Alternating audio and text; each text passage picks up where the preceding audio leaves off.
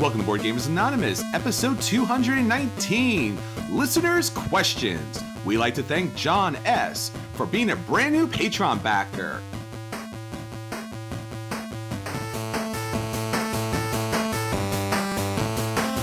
Welcome to Board Gamers Anonymous, the podcast for board gamers and the insane fun we have at the table together in Staten Island, New York. This is Chris. And this is Anthony. And for once, Anthony, we're actually together at the table. There's no way to prove that. I think the audio quality will kind of shore up the fact that we're actually not using high-tech software, but a very echoey basement to record this. It's quite clear we're in the same room. It's the same amount of echo. So we have a great episode for you. We are taking listener questions and giving you some feedback on what we think you think about the best in board gaming for this week, because Anthony is here for our special charity board gaming day. So if you haven't checked us out on Facebook or listened to a recent podcast, BGA is doing, once again, their charity outreach to the community. And this year, we're working with Fanwood Presbyterian Church in Fanwood, New Jersey. They do an outreach program and they feed the poor locally in New Jersey. And we wanted to help them with their quest to do that. So we're putting together a full day of gaming. So by the time you hear this episode, the charity event, which happens on May 4th, obviously 2019, will be at Fanwood, New Jersey, at the Fanwood Presbyterian Church in, obviously, once again, Fanwood, New Jersey. So if you happen to be in the area, please drop on by. We'd love to see you, play some games, get some things to the table, and obviously help a great cause. If you'd be interested in actually just helping the cause but are not in the area, check out our Facebook page, facebook.com/BGA, and you'll get full information from our events page about how to help out the charity. But once again, if you're local, do stop by. We're going to be having board game auctions, raffles, and we have a number of local game stores that have been helping out. We have The Only Game in Town, which is a great board game store out in the area. We have Maplewood Hobby, and we also have Time Warp Comics and Games, 3 great stores in the New Jersey area that are donating games, donating their board gaming library for the day, and we'll be there to kind of help out. Yeah, it's awesome. I'm just excited to be out of the house. Like, I don't care. I'll play a board games. It's for charity. Cool. Board games. Anthony's wife doesn't know that this is all a giant scam to spring him from the house for the weekend. Yeah, right. Charity.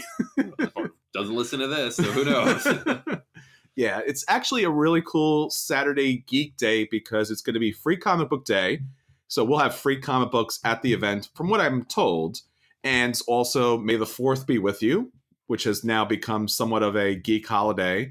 So there's a lot of good stuff to do on May 4th. So if you are not in the area, please grab some friends, get some games to the table, and we will join you in this great geek tradition of playing games on a Saturday and escaping from the family, at least temporarily. Yeah.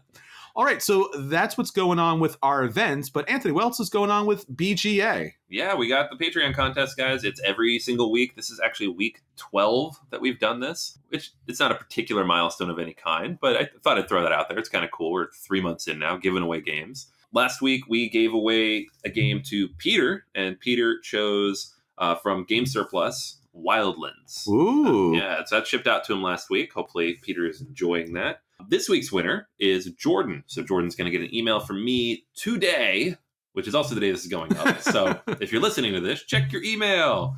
And I just wanted to throw this out there, too, because I did get some questions from a few people on Patreon. Once you win, you can win again. It is possible. I do draw these at random every week. So if you've heard your name, don't think, oh, okay, well, I'm done now, or maybe they'll have better games later. You could win again. It's possible you could win multiple times in this contest. Yeah, so we're going to be running this every single week.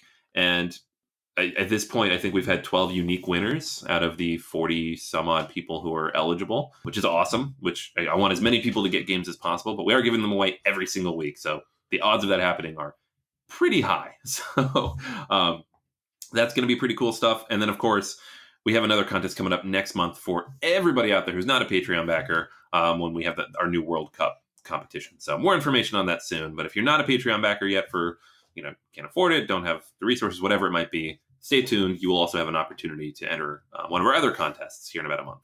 Thank you all for your support. It means a great deal to us. Supporting BGA through the Patreon account helps us produce a lot more content and obviously doing a lot more events. So this charity event wouldn't be possible without the support of the Patreon backers. And obviously, we want to do a lot more great things, especially, as Anthony mentioned, have a contest that's open to everyone, Patreon backers and listeners out there too. Plus, the fact is, once we reached a number that we could actually give back and give games back out, we're at the point where we're still not making enough to do more things. So if you would help continue your support, it would help us go to more conventions, produce more content, do more videos, and just, explore this great hobby. So please keep up with us. And as Anthony mentioned, if you can't support us financially, please share this podcast with other people. You'd be surprised how many people don't know that there is board gaming podcasts out there, and it lets us do a lot of good out there in the community.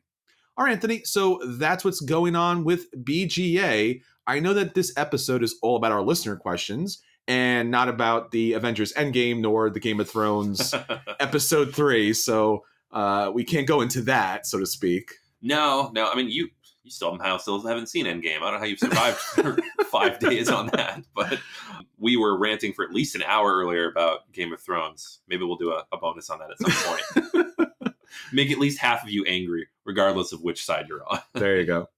All right, so that's everything that's going on with us. Let's get on to our acquisition disorders. So what do you have up for us this week, Anthony? Yeah, I'm surprised I didn't talk about this already because it is one of my favorite games from the last year or so. And that's an expansion for Bunny Kingdoms. Ooh. Yeah, right? Love the bunnies. It's such a good game. The new expansion is called In the Sky, and this is Richard Garfield's, I think, his most recent game. Came out beginning of last year, and the idea is you're drafting cards. On those cards has various numbers and letters and plot numbers, and you're using those to place your bunnies out on this giant map. It's an area control game. But a couple things about it. One, you draft the cards. So it's not random what you get. You do get a little bit of control, and you can mess with other people, which is awesome. Two, you can't remove other people's stuff from the map, which is one of my big problems with area control games. It's a snowballing game. Like the first round, maybe you score 20, then 100, then 250, whatever it ends up being. So the scores are also insane. All things I love about board games. So this was like a sleeper hit for me. I had not heard of it. I played it. I loved it. I bought it. I've played it a ton. So the expansion adds just more of everything, all of which I'm excited for. So the first thing that it does, it adds a new board. So now you have a board with kind of off to the side where you can go up into the sky and build additional stuff. You also have new cards, new types of resources, a set of playing pieces. Okay, so this is, maybe I don't love everything. You can now play with 5 players. Uh-oh. The dreaded 5-player rule. Why? Stop doing it. There's no reason. And then a larger type of building to increase your influence by a factor of 5. So, instead of the 3 types of buildings you have, now you have a 4th, which is cool because it just means even higher scores. Jeez. Yes. I don't know. It's the kind of game I don't mind them just throwing more at because it wasn't very long to start with. It was maybe an hour long.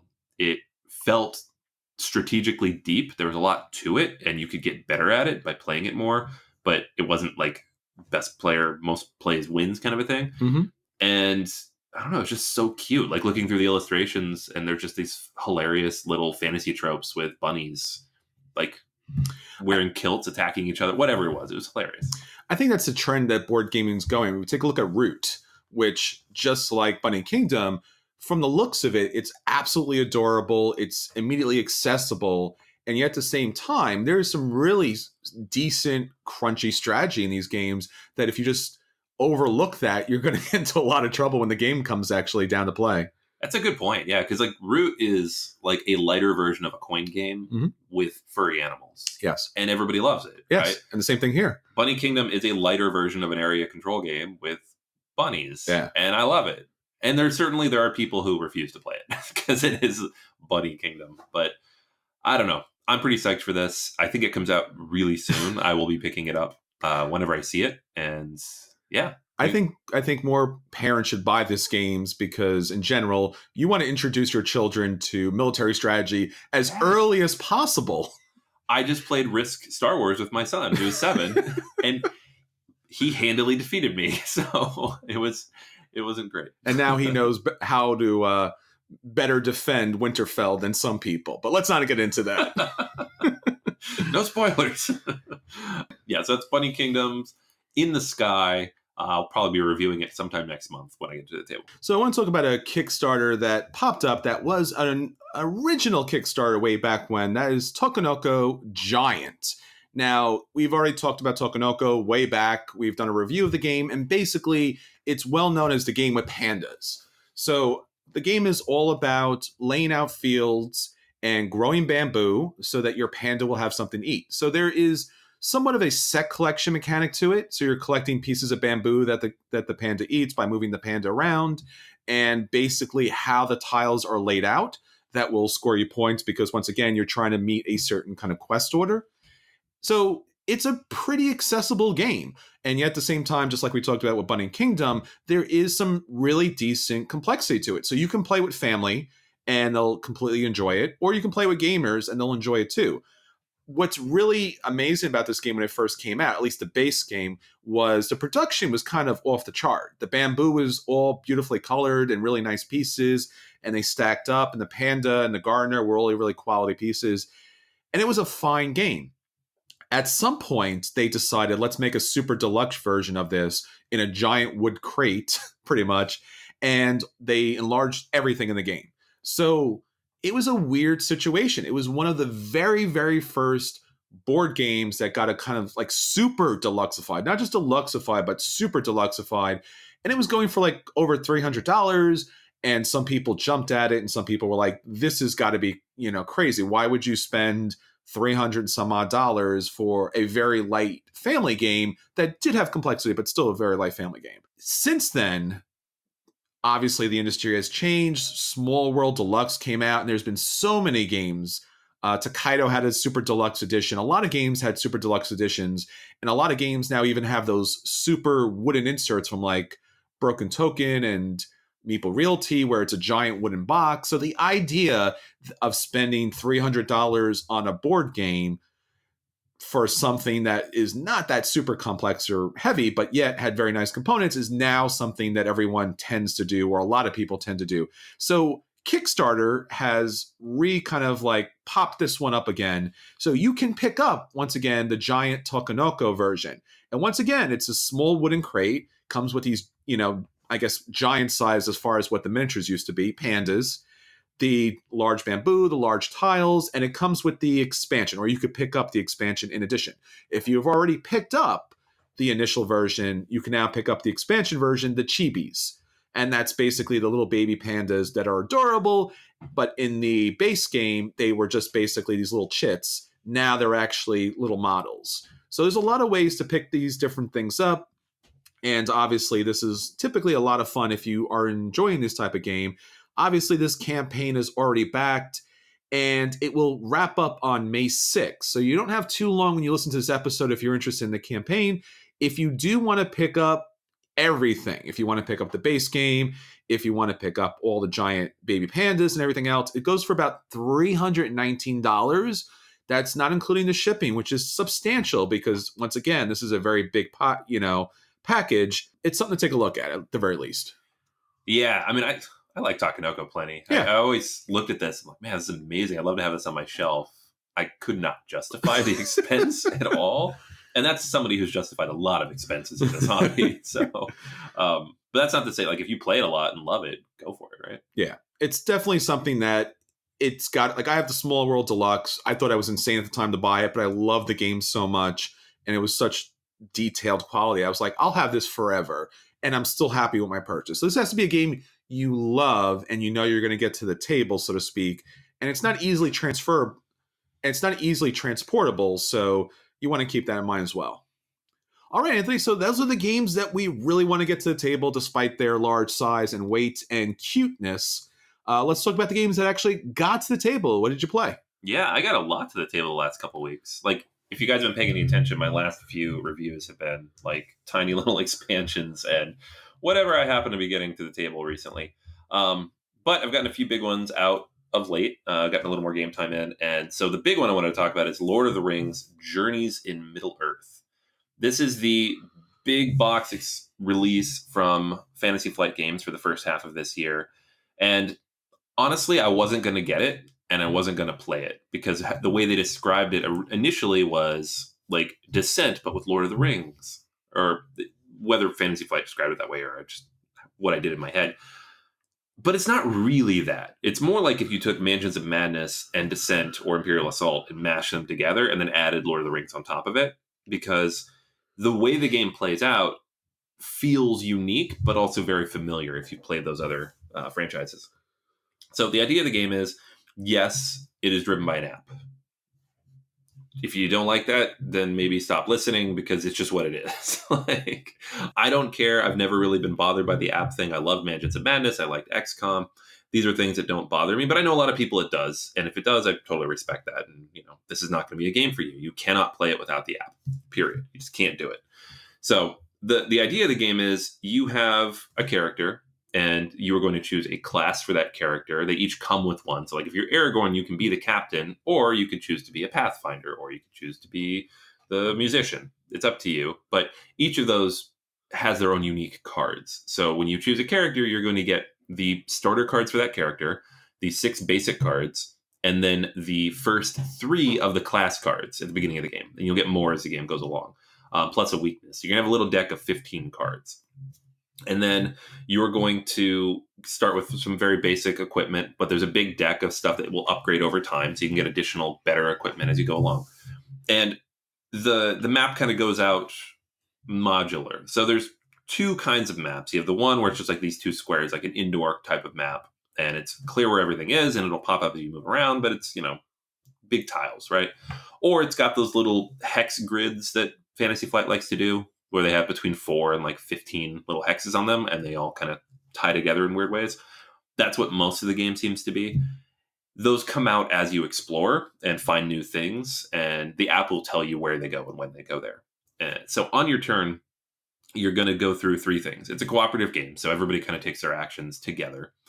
And the beginning of every round is actions. So every single time through, you can choose the order in which this happens. Like, I can go first one round, you can go first the next, you can go first again the next. You just decide who can do the most beneficial thing. It's really like a puzzle you're trying to solve, like maximize the efficiency of when you do your actions. The actions themselves are pretty straightforward. You can move, you can attack, you can explore, review different things. But most of the things you try to do are going to have skill checks. And so you have multiple different skill stats on your character sheet, and they can be modified by various things you have out. When you do that, you're going to draw the number of cards from your deck based on that skill. So if you have a strength of 3 and you're attacking something and you're using a weapon with a strength of 3, you will draw 3 cards. And if you're looking for successes on those cards, which is like a little sun symbol, if you get the successes you need, awesome, you complete the task. If you're attacking, you check your weapons, see what those translate to. You can also convert things that are misses but not failures with inspiration tokens. So you can build those up throughout the game and spend them here to kind of increase the value of what you're doing. And then there are some other abilities too. Once you've done all that, whatever happens, the app will tell you. You attack the enemy, it'll tell you if you kill them, you complete the objective, or you don't, it'll tell you what happens. Various other things can come out when that happens. If you attack and you fail, they can attack you back. If you explore something and it doesn't really work out, then maybe you get dinged with some extra fear or damage cards. These cards kind of come out of a deck. You pick them up, you look at them, you do the thing it says. And sometimes you put them face down, sometimes you leave them face up, sometimes you discard them, but they're almost always bad. Then you move through the next part of the phase, which is the enemies doing their stuff, which is pretty straightforward. They'll move a certain number of spaces towards a character, they'll attack them, they'll do whatever they're going to do. And then you get to the end, which is the rally phase. In the rally phase, you are going to shuffle all your cards and then scout. And the scouting number that you choose is going to be based on, it starts at 2, but some things can upgrade it. But basically, you draw that many cards, you pick one, you place it face down in front, or face up in front of you, and now that card is available to use in the future. But the real interesting thing about scouting is that when you don't choose a card, you can put it back on the bottom or the top of your deck. So if it's a failure or a weakness, which is even worse, you just put it on the bottom of your deck. If it's a success, you now have to choose if you want to keep the success card prepared, because those are very powerful, or put it on top of your deck and guarantee that the next check you do is a success. I really, really like that mechanic because you get to prepare and manipulate and kind of manage your deck. Some other abilities let you do that even more so. And then for example, okay, I'm going to go first this turn because I'm going to attack that thing. And I know the first 2 cards in my deck are successes. I know for a fact. So I'm going to be able to hit him for 6. He only needs 5. Boom, right? You can plan for that. And it's in a way that you can't do with dice. A lot of these games are dice driven. You roll the dice. You can mitigate as much as you want, but there's always a chance you still fail. So I really like that part of it. The other part too is there are different abilities that allow you to move around the map differently. Certain cards that are in your deck, you wait for them to come out. Like the Pathfinder has a card that when you play it, if it's prepared in front of you, you can sprint and then have another character move across the map. So one thing we did in a game is I lured a bunch of bad guys towards me into this corner way at the bottom right of the map. And then the other player used that card way over there, drew me all the way across the map. And then now the bad guys were 3 turns away from us. So we had a little bit of time to do what we needed to do. But we knew that card was there, having played it a couple times. Sure. So we could kind of manipulate and work around the system a little bit. As you get into the game, the more stories you do, the more of that kind of stuff comes out. The tutorial is kind of lame, actually. I don't think it's a very good tutorial. It teaches you the basics of the game, but it's boring. It's all combat. It's a ton of stuff in the app. It's not as much fun. That second chapter immediately gets more interesting because it's this big combat puzzle. These bunch of guys, you have to get to the end and fight this one dude, but these people keep respawning and attacking you, and you're just trying to figure out how to get around them in a certain way. You can't just kill them all. You don't have enough resources or time. Sure. And the game has a threat tracker, the same as the Lord of the Rings card game. Yeah. So if that fills up, you fail, and it just ends. And similar to the Arkham card game, if you fail and it ends, something happens, but you just move on to the next chapter. You don't have to redo it. That's good. Yeah, it's nice. It's not like Gloomhaven where you're do it again, do it again, do it again. We redid the first chapter once because we failed the first time through, but we realized quickly you don't really need to do that. Sure. The game will save itself. So you can save in the middle of a game, leave it set up, come back to it later. You get upgrades between things. So if you succeed, for example, maybe you get some extra cards into your deck. If you fail, maybe you get an extra weakness into your deck. So now you're a little bit weaker next time through. It's got a lot of really cool things. I have not completed a full campaign yet, but I'm very much looking forward to it because it's so much fun. That's great. Mansions of Madness, I really liked because it had all these puzzles and it felt like you were a detective. Yeah. But I didn't love the theme. Sure. So I just didn't play it very much. This is that, but replaces half of that stuff with combat. And then you have that deck of cards, which acts basically as this puzzle mechanism to figure out. It's really, really a lot of fun. So I'm glad I went for it, even though I wasn't going to, because it turns out this is fantastic. And wow. Yeah, I'm looking forward to finishing the campaign here in the next month. Hopefully there's new content for it soon. It's Fantasy Flight. There will be. But sure. Yeah, it's a really, really good game. It's definitely a buy. It's expensive. It's $100 and it's app only. So caveats there for people who either A, want to wait for more content to come out, which I think probably you might want to. I feel like we're already almost to the end and that's not a ton of plays. And B, if you just don't want to deal with the app only thing, because it will always be that. It's not like Imperial Assault where you can ignore that part. You have to do it. So. And just so people know who maybe have not backed this game previously, the app is free. Yeah, for sure. You download the app for free. It's on Windows, PC, or iOS or Android or any of that stuff. The one thing we noticed, though, is if you save on one device, it doesn't seem to save to the cloud. Okay. So you have to continue on that device. So we played it at my friend's house and we saved it, and then we played at my house and we had to kind of fake our way through the first one real quick so we could continue with the second chapter. And the other thing, too, this is speculation, but Mansions of Madness had digital only expansions. Okay. Where you could pay $5 and it would give you a new campaign or new story or whatever it was. And there's rumors they're going to do the same thing here. So you just pay $5 and get more content using the materials you already have. So it's not like a $30 box of stuff, which I loved that about Mansions of Madness, because even when you were waiting between boxes of plastic, there was more content to play.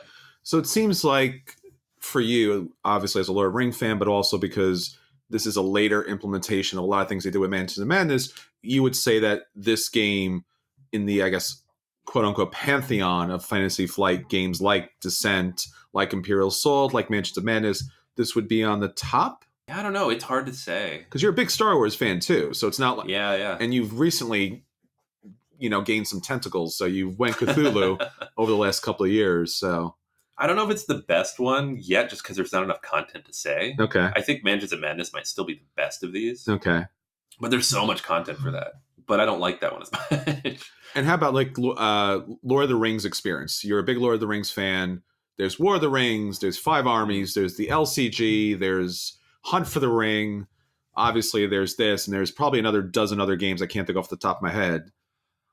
Thus far, it's kind of generic on that front. Okay. Like it's the Lord of the Rings theme. It's got some music in the background, which is nice. It reuses a bunch of art from the card game. Like specifically, I was looking through my cards the other day. I'm like, these are exactly the same picture. I've seen this guy before. Yeah, and so they do that. They've done that with Star Wars too. It's just they've already made the art. Why not?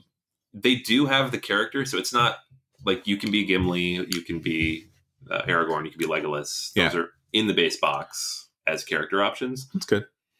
But the story wise, it doesn't matter. Like the first chapter is like, this thing got stolen, go find it.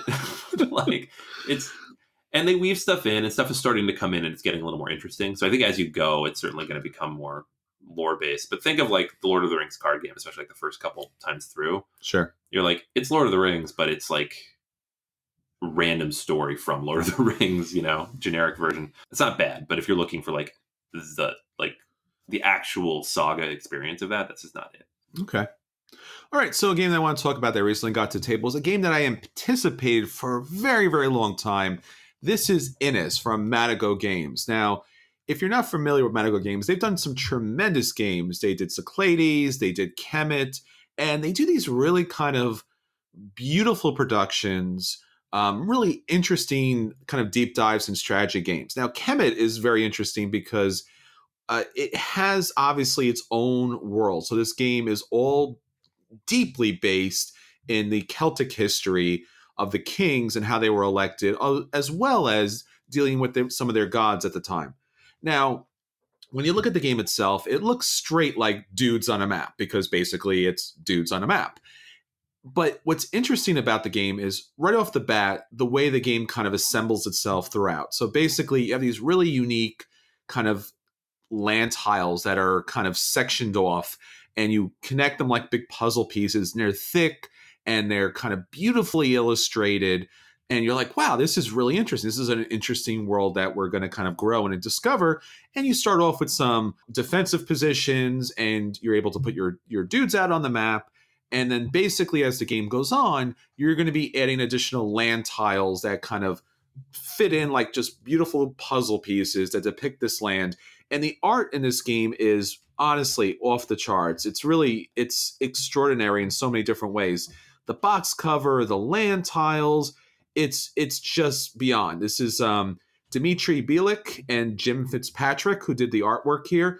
And just there are very few games that I've seen in all of the games that I played throughout the podcast, or just gaming in general, that have artwork that's this good. There's just nothing really out there. This is just phenomenal. And recently they redid the box cover, which is very nice. I mean, it's just a different style for the box cover.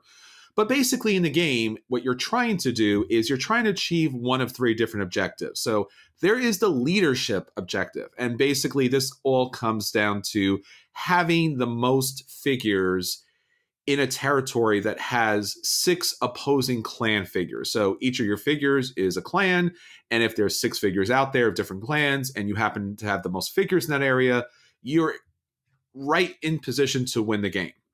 Also, you could also try to claim the land victory, which is you have to have your clans present in 6 different territories. So as I mentioned, those lands kind of populate out, and then you'll have more lands as the game goes on. And then there is a religion victory condition in where you have your clans in territories that collectively contain 6 sanctuaries. Now, sanctuaries could be scattered amongst 6 lands, or they might be all piled up in one land or such. If you have that victory condition or any of those victory conditions, by the end of the round, you win the game. Now, obviously, you have to have the right tokens in order to claim this victory. And there are these D tokens in the game that you'll be able to generate throughout by using certain cards that are going to reduce that amount. So instead of having 6 sanctuaries, if you have 2 D tokens, now you have to have area control in 4 of those sanctuaries. So it kind of like makes the game a little bit easier. And as the game goes on, people will be picking up those D tokens. So it does help the game wrap up if there's some sort of stalemate throughout the game. So as I mentioned, it's a dudes on the map game, but it doesn't play like a dudes on the map game because you're trying to reach those conditions. And now initially, it seems like you just want to control all the areas, but as the game goes on, you realize you just want to be in the right position at the right time, and that can happen almost at any time. So at the start of the game, you're going to get a hand of cards, and these are these kind of like action season cards, and you'll draft. And it will be the same set of cards throughout the game. So eventually, as you play the game, or you play the game multiple times, you'll get familiar with what cards and what actions are available. So if you don't happen to have in your hand that big attack card or that big defense card, then you know that probably one of your opponents have it, unless it's that one discarded card out of the game. So on your turn, you play a card. You probably are going to be adding clans, moving clans, attacking other players, defending your particular land, or negating other special abilities throughout the game. Everyone plays a card, and the attacking mechanic is pretty basic. So basically, you'll play an attack card that'll let you move your clans from one section to another. Now you're in that section. Now you get to attack an opponent. You can decide to go peacefully and not attack, and you're just there to visit. But typically, you're going to want to attack. And when you do so, the opponent either has to lose a figure, backtrack their figure to a land that they control, or discard a green card. Now, the green cards are action cards, so doing that kind of really hinders them. Then they get to attack you, you have the same decisions, and eventually either you come to a peaceful situation, or you retreat, or you're out of cards, basically. You continue to do this until someone meets the victory condition. There's also epic red cards that utilize the god powers and that are just, kind of super powerful, and they knock people around, and you'll be able to pick those up through the game. And that's pretty much it. And this is a beautiful game. The idea of having a set number of cards that everyone will be drafting from, so they'll pick your action. So if you don't get an attack card that round, you can't attack. So you might put yourself in a position where someone else is near their victory condition, and because you have no attack card, you can't stop them. So it's a really balancing, attack versus defense, and that's really what card drafting does best, as far as what do I want to give my opponents versus what do I want to keep. So for Innis, I'm going to give this a buy. The gameplay is not extraordinary. It's good. It's not extraordinary, but the artwork in the game and the production of the game just moves it to a light recommendation for a buy. Yeah, I picked this one up because of all that. Yes. Not like I have Blood Rage and Rising Sun, and Kemet's been on my list for a while, and yet I picked this up anyways. I know it's not exactly the same, but it's kind of in that same ballpark because it looks so amazing, and it was on sale. Yeah, and Matago does a great job as far as their games are concerned because the production's great, and they're just very unique games. I should mention there's an expansion coming out, Seasons of Innis, which probably not the best title possible, but this expansion brings Anthony's favorite module, a fifth player. Come on. There's going to be new territories, and the territories are interesting because if you control a territory, you get a special ability. So that's pretty cool. And there are going to be, just new action cards involved in the game because that's basically what you need to do because actions are all about the game. Yeah, I mean, I'll probably get it just because I want to get this to the table more. Yeah. I haven't really gotten a chance to play my copy at all. And, expansions get people interested again. They're like, ooh, new stuff. But not with 5. All right? Stop it. Stop doing that. So if you have a fifth friend... No, tell them they can't play. You can only have 3 friends. That's what Anthony's saying. That's it. 3. No more than 3 friends. That's a maximum amount of friends you can have. That's the official stance of this podcast. The comments and expressions made by Anthony are his alone and not that reflecting of the Board Game Anonymous universe. I published this. I could just cut that out. Hey, wait a minute. I edit the podcast. True, but it goes through me before it goes online. Oh, man. Just stop making 5-player expansions, guys. It never works. All right, so that's everything that's hitting our table. Anthony, let's get on to the most important thing in the world for us. That's our listeners, even the 5th listener. We want to talk about their questions for this episode. So for our feature review, listener questions, Anthony. Yeah, we posted this out to Facebook, Twitter, our Patreon group. We got a bunch of good questions in response. So we've picked out a handful of them that we wanted to talk through. There are a couple in here we've actually discussed a little bit in the past, but we realized that some of that was on a bonus Patreon episode. So a lot of you have not heard our discussion on these things. And there's at least one question in here as well that I subsequently asked everybody else. So we'll talk about that one at the end. That's why we didn't have our question of the week today. It will be part of our feature. So kicking things off with Willie and his first question, how has your taste in games changed since you started in the hobby? Well, initially when I came into board gaming, I was all about theme. Theme was the biggest thing as far as like purchasing games. So I remember when I went and like initially said, I have a board game group. They're going to like these games. I should try to get a diversity of themes. So I should get a space game. I should get a fantasy game. I should get a war game. I should get all these types of themes because that's what people are going to want to do, different themes. I quickly realized it has just a little bit to do with theme, but more about the mechanics. So I moved from more of a thematic gamer, not necessarily Ameritrash, but there was Ameritrash games there, but into mechanics. Because as you start playing games over and over again, people talk more about the mechanics. Like, oh, that's a really cool card drafting game, or yeah, that's a tableau building game or a set collection game and stuff like that. Theme matters, but thematically, how the game kind of connects to the mechanics were most important. So completely thematic to like more Euro as far as mechanics are concerned, where the theme didn't matter as much. So me loving Agricola was a radical surprise to me because I never was like, I don't want to play a game about farming. Why would I want to play a game about farming? That seems like the last game I would want to play. I'm like, I love this game. And then that moved me in. That moved me from the thematic side to the mechanical side.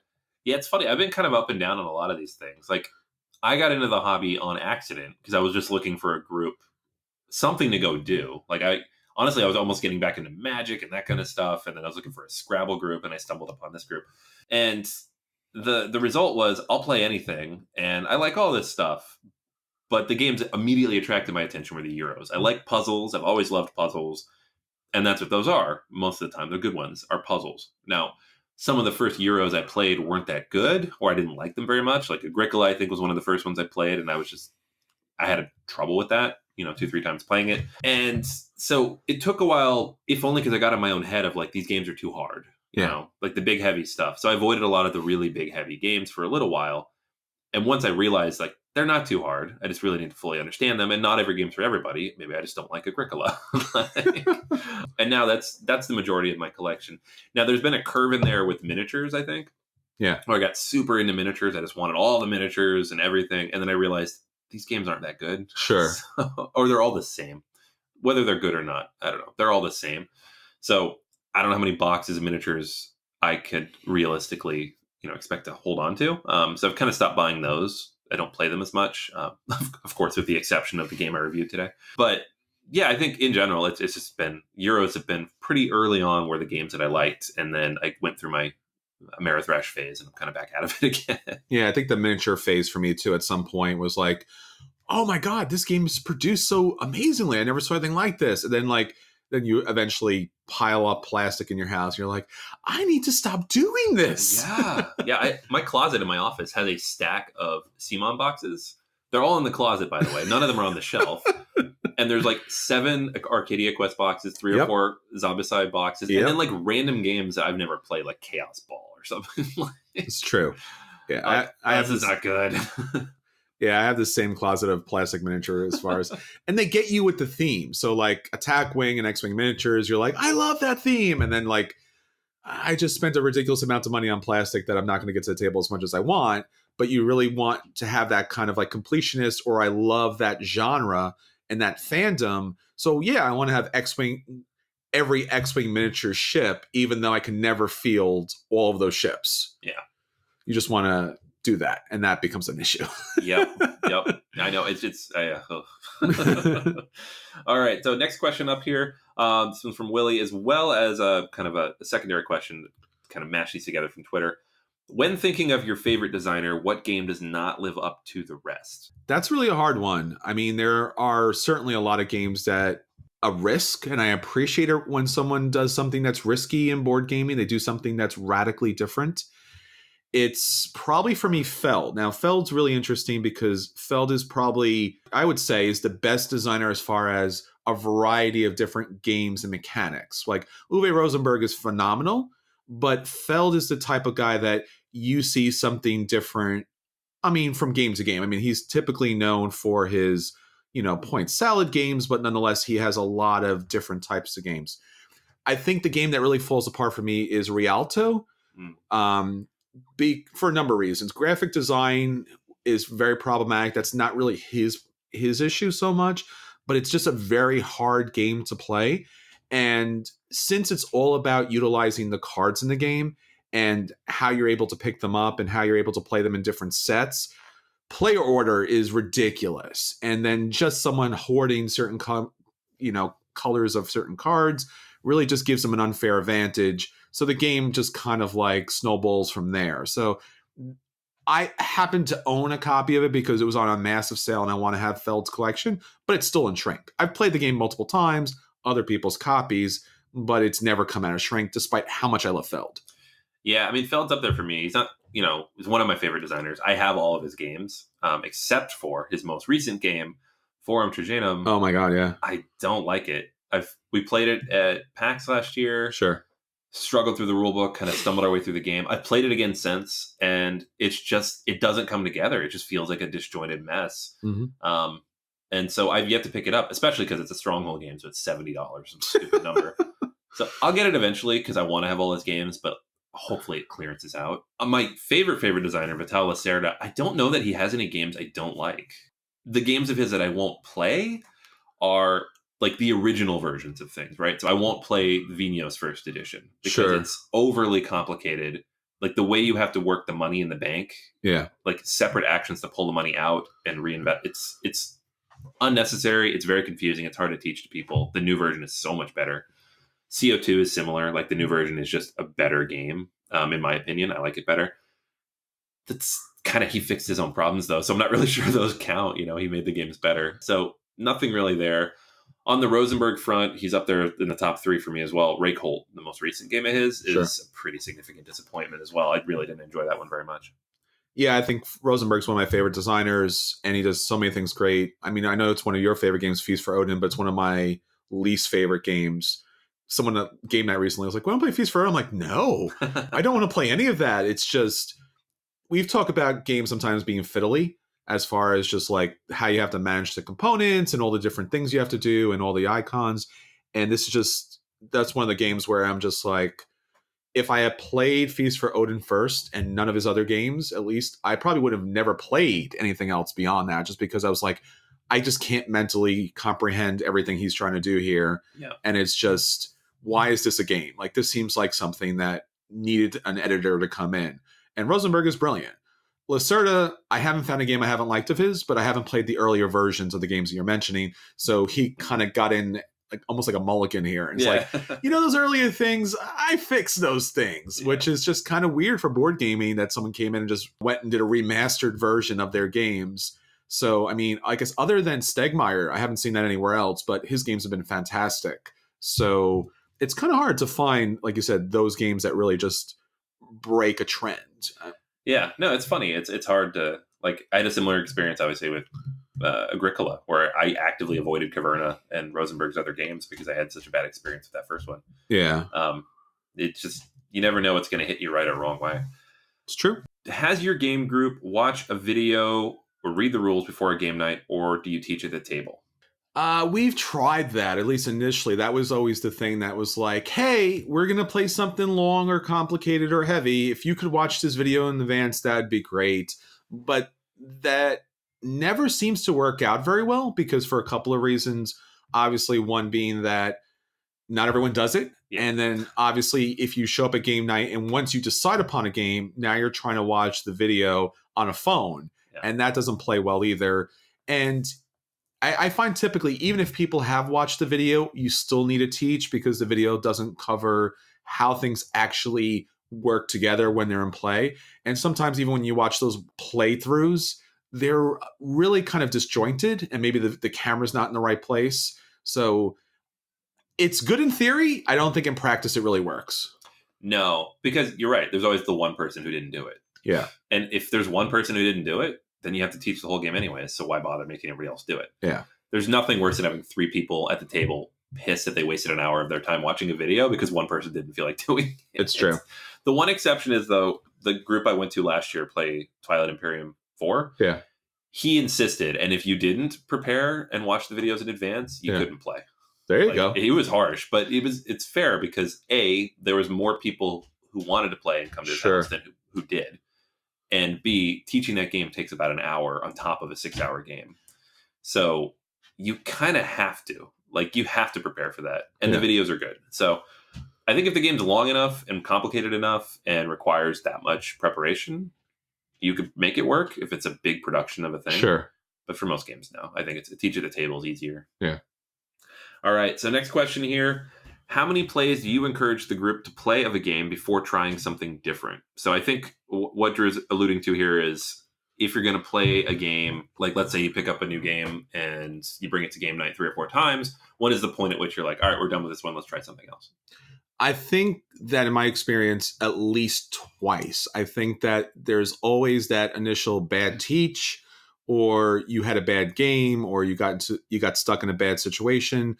I think a lot of people come out of a first game and are like, oh, I hated that. Yeah. But maybe you positioned an island incorrectly because you weren't taught correctly, or maybe it was a bad strategic decision.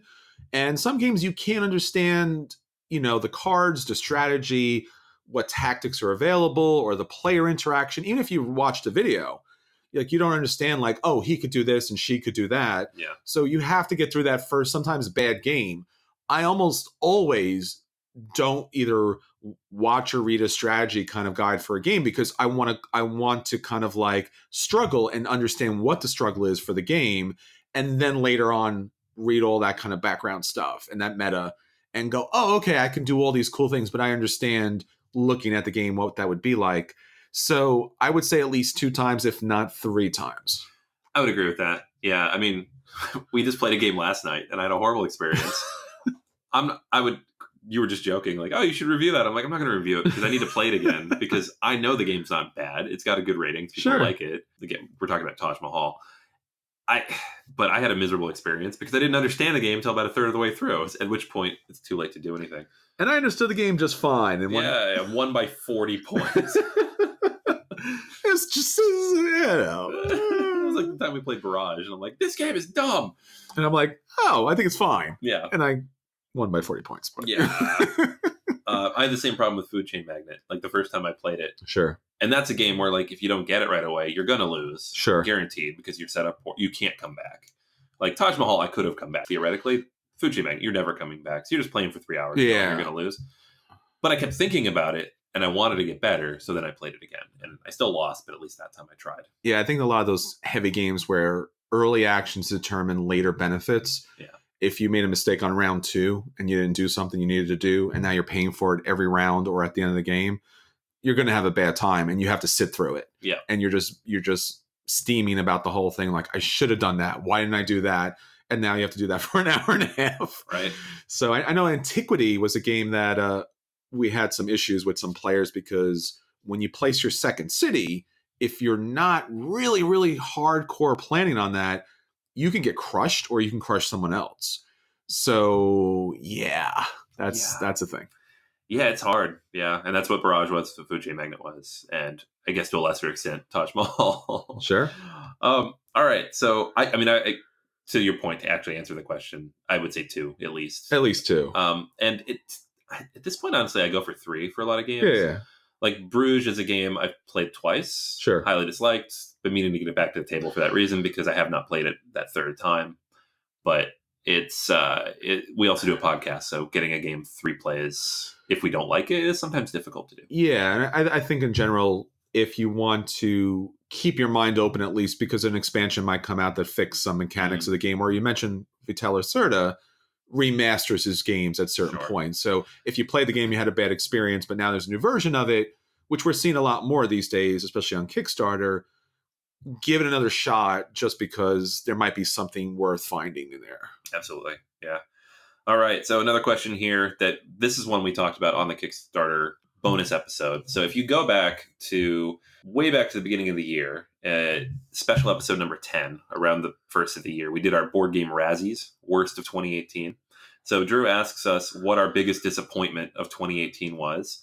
And we did talk about that, among other things, including biggest Kickstarter letdown, worst expansions, decisions we don't get, biggest thematic failure, and worst trend. Mm-hmm. So this was just us being very negative for 30 minutes.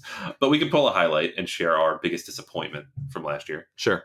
Two things for me. I mean, obviously, my biggest disappointment on that episode was Keyforge. Now, I know Keyforge has kind of blown up and it's become pretty established in board game stores, but initially the thought and the idea of what Keyforge could be was phenomenal, and the expectations about Keyforge was tremendous. And then what Keyforge kind of at least settled as was a relatively okay but generic kind of game.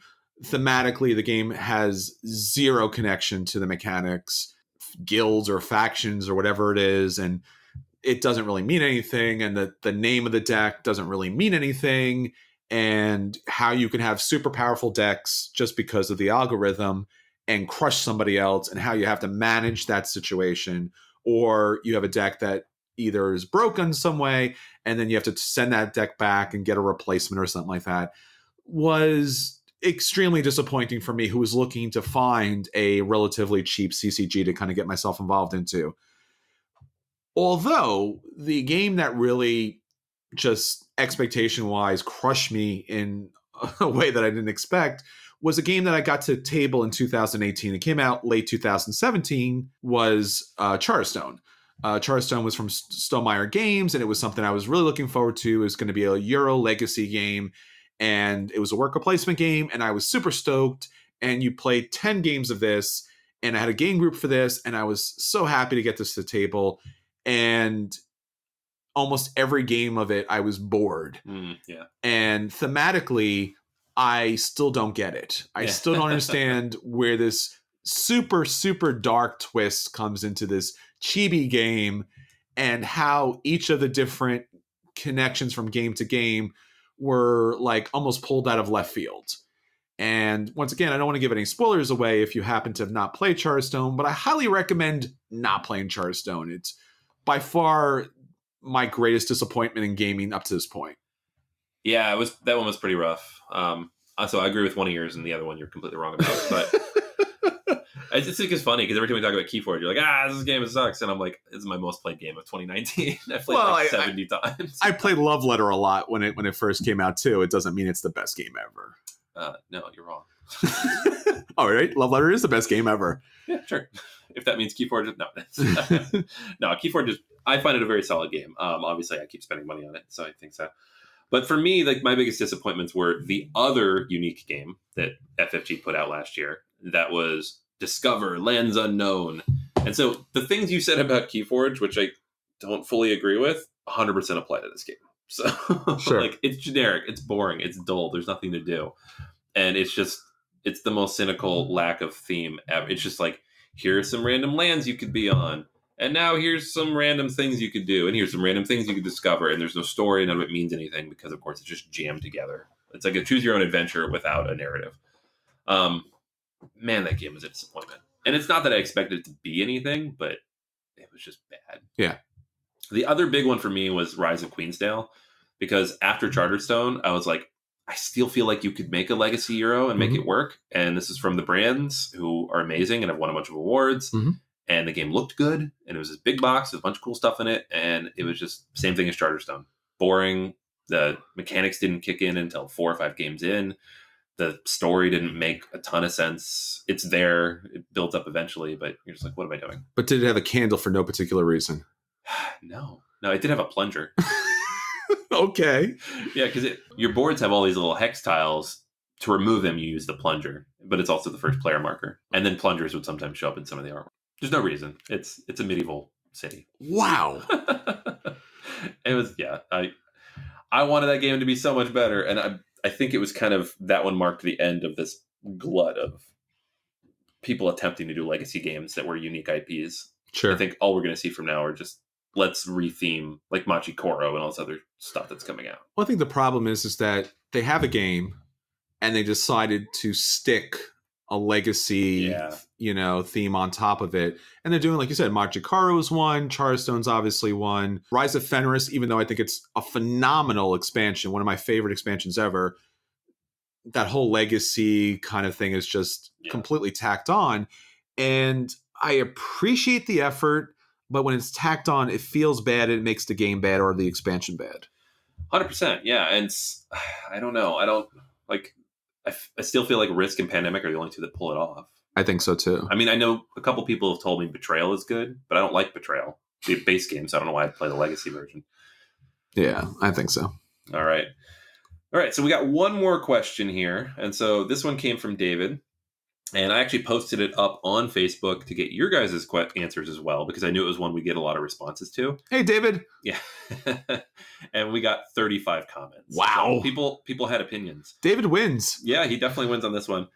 So the question was, what's the most you have or will ever pay for a board game? The most I have ever played for a board game was and I mentioned this earlier, the Small World Deluxe, which was one of those kind of wooden crates with like ridiculous components. Not to mention the fact that I already owned at that time all the Small World stuff previously, and it was already a good production. So it was a completely superfluous purchase, but that's probably the most I've spent on a board game that was, I guess, deluxeified. So maybe it's a little unfair.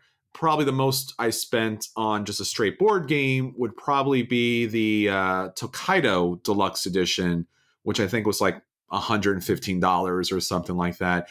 And it was super deluxe. It did come with the expansions to it, so to be fair. And I guess, obviously, as far as ridiculous amounts of money I've spent, probably Arcadia Quest. Yeah. Because every little miniature thing is like another $5. And you feel like you need to have them all because, I don't know why, but you feel like you need to have them all. Even though, once again, just like the X-Wing miniatures, the Attack Wing miniatures, you'll never field them all. No, God, no. You just have them. Yes.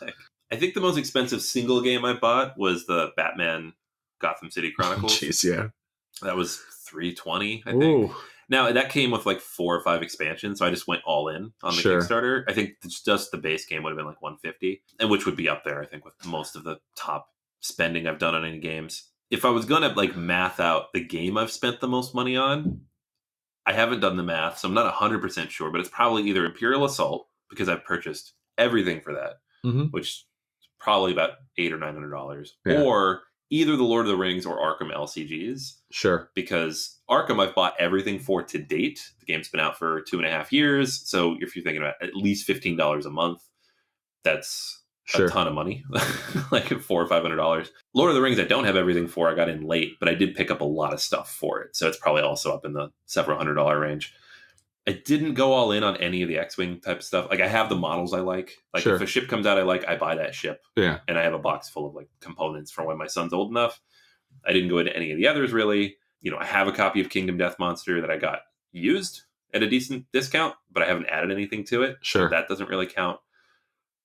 Arcadia Quest, I think, are probably up there with you on that. It's like several $100. We're, $500 some odd dollars for that. Yeah, I did Infernos, I did Pets, I did Riders, and then I did Starcadia.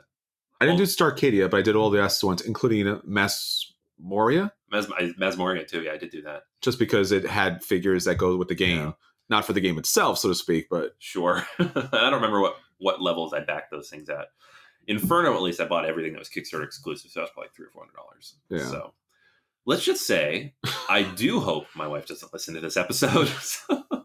Well, I think the Lacerda games, if you're talking about a game without expansions, without deluxeified, and without like the Kickstarter extras, so to speak, his games are probably the most expensive, just because you're getting a base game. The production's great, the game is great, but they're typically around $100 just for the game straight up. Yeah, I mean, I got Gloomhaven on the first edition, so I only paid 80 something for it. But if you bought that after the fact, that's $150. As you guys can tell, we buy a lot of very expensive games. So many that we can't remember which one is the most expensive. Well, we try not to. Yeah, They were all about $5 each, I'm pretty sure. Yeah, no, totally. Don't check that. There's no way to know. Yeah. Don't feel FOMO, guys. Feel glad that you have more money in your pocket. All right, so David's actual answer, he said it would be Scythe, and he bought everything for it, including getting the miniatures painted, switched out some of the base parts and components, all the expansions, all the promos. That can add up as well. Yeah, I bought a lot of stuff. I still have to pick up the Invaders from Afar expansion and the airships, just because for some reason I played Scythe to death, didn't want to bother with the expansions. Rise of Fenris brought it back to the table, so now I'm going to go back, pick up the other expansions. I didn't pick up the Meeple Source Meeples. I have a friend of ours, and Jerry, picked up everything for it, including the MeepleSource stuff, which is extremely expensive. Oh my God, so expensive. And it's just like, it's almost a joke. I mean, when I went to Gen Con, I was picking up Rise of Fenris. I'm like, oh, cool. Rise of Fenris. I'll get that. And they're like, oh, it's MSRP. I'm like, yeah, I kind of figured that. Oh, what are these? They're like, oh, these are meeples. You can play with it. I'm like, oh, cool. How much are those? Like, as much as the game. I'm like, oh, no. I'm like, that's not a thing. And I think he's releasing or special releasing the mechs that now come in metal. Oh, I know. I didn't know that. I didn't need to know that. Yeah, you didn't hear this. I'll cut this out, so don't worry about that. I don't play this game enough to spend as much as I have everything for it, including the box and the organizers, all the expansions. I don't play it very much at all. Every month or two, you ask me if I've played Fenris. I still say no. It's very good. Fenris is very, very good. I need to, but I'm just, it's not a game my group is in. All right, so let's run through some of these answers because everybody gave a bunch of, like I said, 35 comments. Obviously, I can't read all of them, but I'll run through some of the more interesting ones here. All right, so at the top here, we have Dustin mentions Imperial Assault, Mansions of Madness, $100 for each of those. Unless you count X-Wing minis, then I'd rather not talk about it. We're with you. Yeah. Patrick mentions $300 all in on one of the Arcadia Quest Kickstarters. Yep. We're there too. Tad mentions having spent probably $1,000 on HeroScape stuff.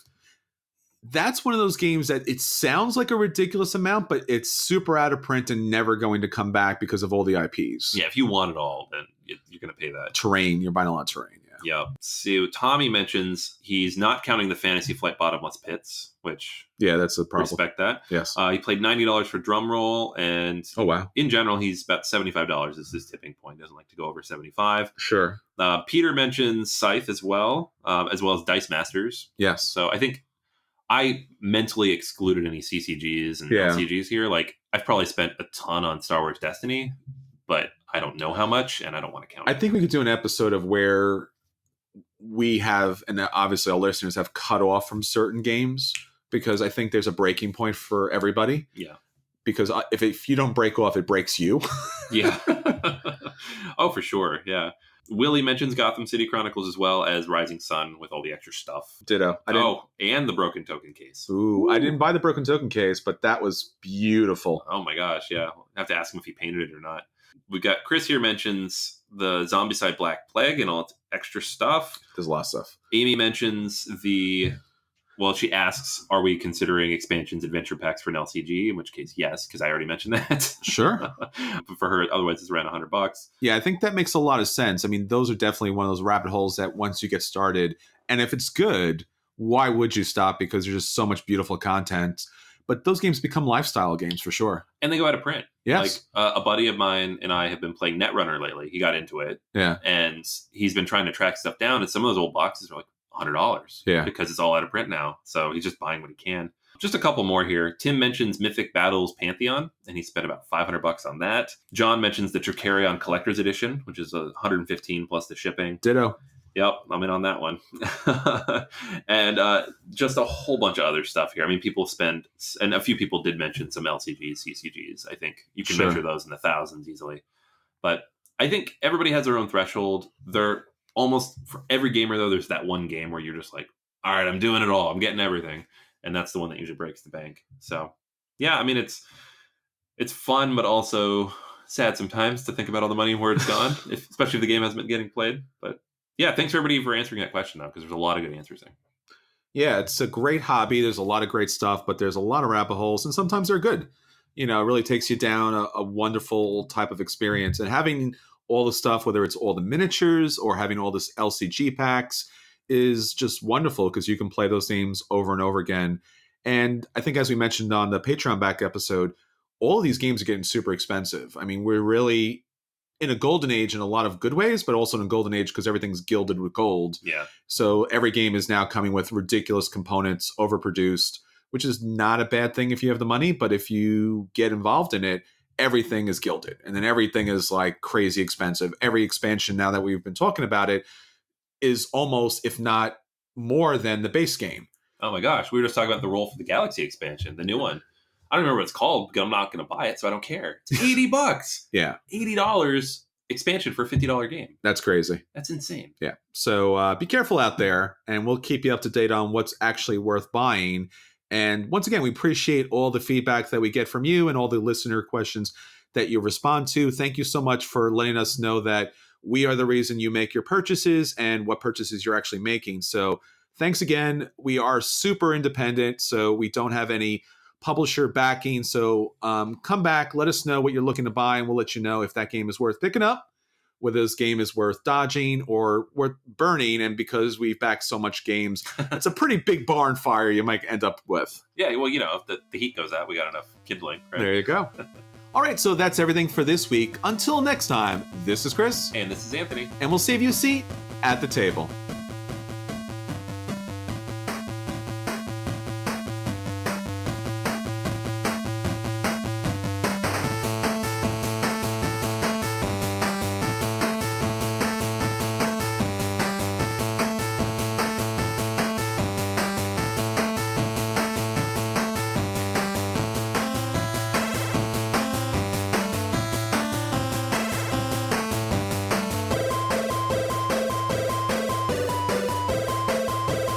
You're listening to a proud member of the Dice Tower Network, dedicated to bringing podcasters together for the greater good of gaming. It's sort of like Voltron, but with better lip syncing. Find out more at dicetowernetwork.com.